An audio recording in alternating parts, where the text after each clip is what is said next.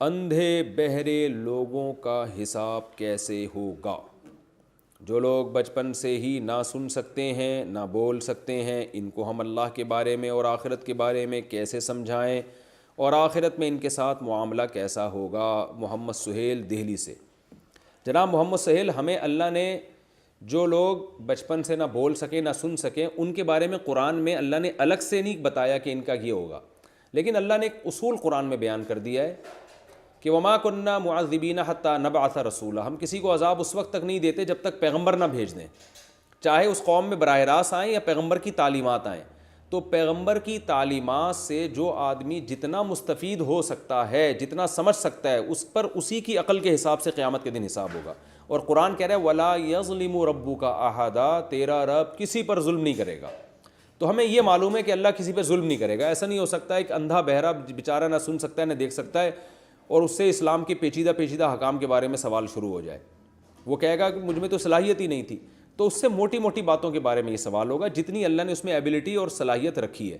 جیسے اندھے بہرے جیسے بھی ہوں، دنیا کی کچھ موٹی موٹی چیزیں وہ بھی سمجھتے ہیں اور ان کو سمجھائی بھی جاتی ہیں، تو ایسے ہی آخرت کی بھی کوئی موٹی موٹی چیزیں جتنی ان میں صلاحیت تھی وہ اللہ ان سے پوچھے گا، جو نہیں تھی وہ نہیں پوچھے گا۔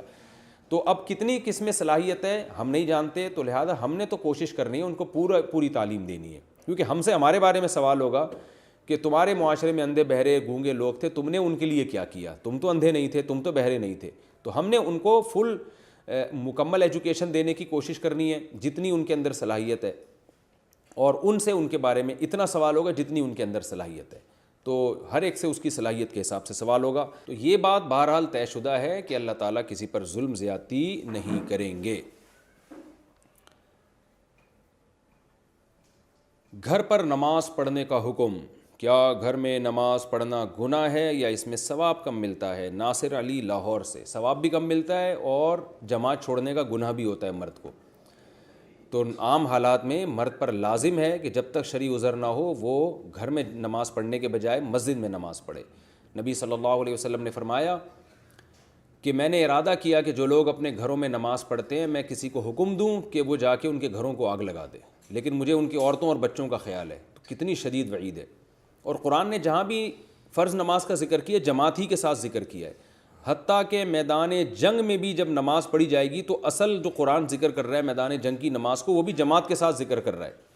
وَإِذَا كُنْتَ فِيهِمْ فَأَقَمْتَ لَهُمُ الصَّلَاةَ فَلْتَقُمْ طَائِفَةٌ مِّنْهُمْ مَعَكَ، کہ جب آپ ان کے درمیان ہوں اور جنگ ہو رہی ہو تو ایک فریق آپ کے ساتھ اس طرح ایک رکعت پڑھے گا، پھر دوسرا فریق، تو وہاں بھی جماعت کا تذکرہ ملتا ہے۔ تو فرض نماز اصل یہی ہے کہ جماعت سے پڑھی جائے گی، اور مسجد میں آ کے، گھر میں اخپل طریقے سے جماعت نہیں، گھر میں مسجد میں آ کے جماعت سے نماز پڑھی جائے گی۔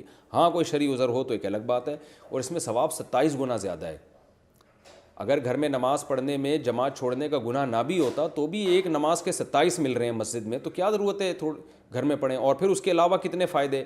نبی صلی اللہ علیہ وسلم نے فرمایا جو مسجد میں نماز کے لیے نکلتے ہیں تو ہر قدم پہ ایک نیکی ملتی ہے اور ایک گناہ معاف ہوتا ہے۔